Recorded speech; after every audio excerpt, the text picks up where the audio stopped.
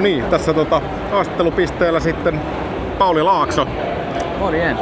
Sä oot tuolla Chicago Driftissä tänä vuonna mukana kisaamassa ja minkälaisin mielin lähdetään kilpailuun ja minkälaisella taustalla? Kyllä hyvillä mielin, että taustaahan on parin vuoden ajalta driftingistä, että en mä tiedä onko mä nyt keltanokka, mutta ei nyt varmaan kauhean kaukanakaan, että 24 vuonna ajoin ekan vuoden Pro 2 ja oli aika hyvä debyyttivuosi, tuli heti SM-hopia sieltä ja paljon hyvää oppia ja sitten vähän lähti niin sanottiin homma laukalle, että rakennettiin sitten tällainen Pro-luokan kilpuri, tällainen 92 ja sillä nyt kilpailin sitten viime vuonna ja oli vähän sellainen läpiajovuosi, kehitettiin aika paljon autoa vaan ja oli vähän ongelmia ja näin, mutta paljon saatiin hyviä juttuja ratkaistua siinä ja nyt sitten Chicago Driftiin. Sieltä startataan niinku kausia ja kyllä totta kai on tavoitteet kovat, että pääsee heti kärkikamppailuihin noissa kisoissa. Kyllä. Miten sä sitten tämmöisenä vähän tuoreempana, no tää ehkä vähän sille lajin harrastajana kuitenkin aika niinku täysillä vedetään. Niin miten sä ton Chicago Driftin näet tässä suomalaisessa drifting-kentässä, että mikä sen merkitys on? Ja kyllä se on mun mielestä niinku tosi sellainen kirkas valopilikku tuossa kauden aikana, että viime vuonna mä en Chicago Driftissä ollut, mutta mä olin silloin kun se järjestettiin ekaa kertaa. Ja kyllä niinku Pesosen niinku valtavan hienon työn tehnyt sen tapahtuman kanssa, että kaikki fasiliteetit on siistit ja on niinku annettu mallia, miten näitä kilpailuja pystyy järjestämään täällä Suomenmaalla ihan niinku koko autourheilukentällä, että itse pidän Pesosta edelläkävijänä siinä, että miten kilpailuja järjestetään ja kuinka pystyy sitten vielä saada sellaista kansainvälistä näkyvyyttä sille tapahtumalle.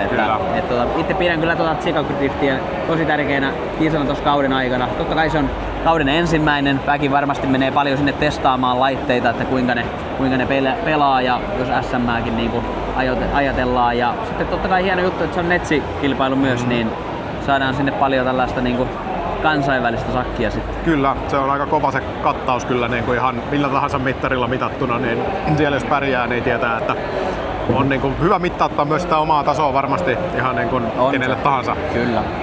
Miten muuten noin niin kuin tavoitemielessä Chicago, mikä? No totta kai hyvät laittelupisteet ja siitä päästään heti niin kuin etenemään, mutta se on tosiaan kauden ensimmäinen kilpailu, että kyllä myös niinku treenin kannalta näen sen kilpailun ihan niinku tosi tärkeänä, mutta kyllä heti all in, ettei sinne kyllä niinku nostelemaan mennä ja mä uskon, että rata on tälle mun autolle erityisen hyvä ja itse muutenkin pidän niinku miellyttävänä sitä dataa, että totta kai niinku on tavoitteena sitä pärjätä. Kyllä. Mites sit kerrottaa vähän tosta sun autosta katsojille, niin millä moottorilla, paljon tehoa, tällaiset perusasiat? Se on S38 P36 kuivasumpulla, eli se on tällaisen vanhan M5 moottori. Ja siinä on 900 heppaa, 1000 newtonia. Ja moottorihan on tosiaan tuollainen niin sanottu vanha patarauta, ne on ajettu jo 70-80-luvulla 1000 hepalla ja vaparina siinäkin on jo 400 heppaa, niin se on kiva moottori virittää ja hyvin käyttäytyy ja vaikea löytää osia siihen, niin kyllä sen kanssa kuluu yleensä kesällä hyvin aikaa. Aina tuo vähän omaa jännitystä siihen, että löytyy kyllä, jotain vai ei. Mutta kyllä jos 24 vuotta ajatellaan, niin ajettiin tälläkin, jos oli sama pata silloin tässä toisessa autossa, niin se ajettiin 9 kilpailua ja vaihdettiin vaan öljyjä, että viime vuonna sitten tehtiin remonttia sen edestä.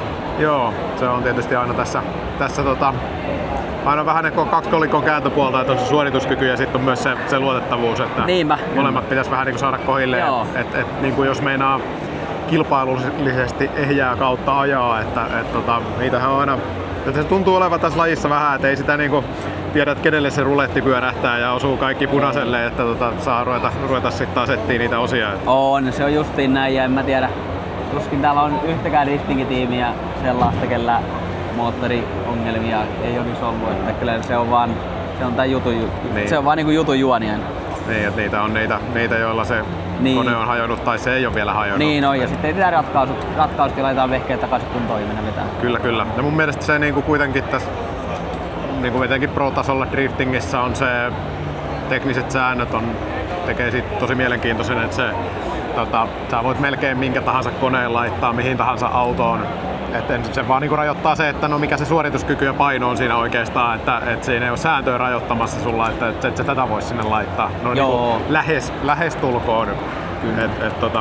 On, ja se on justin kiva tässä driftingissä, kun tässä on suht vapaat kumminkin nuo, miten saat autoja rakentaa, että nämä kaikki vierasmoottorijutut, niin ne on hyviä juttuja. Kyllä, ja niistä ratkaisuista yksikään ei ratkaise kilpailua, että ei ole mitään sellaista kuningasmoottoria, että tämän kun laittaa, niin tällä voittaa aina. Joo, se on kuitenkin se ratin ja penkin välissä sitten lopulta se, missä se tärkein tapahtuu. Joo. Hyvä. Hei, kiitoksia tästä haastattelusta. Me nähdään varmaan sitten tuolla Chicago Driftissä viimeistään seuraavan kerran. Näin on. Ei muuta kuin sitä kohta. Kyllä, kiitos sulle. Chicago Drift on taas täällä ja isompana kuin koskaan. Huipputason drifting show valtaa Lahden urheilukeskuksen toukokuun 8.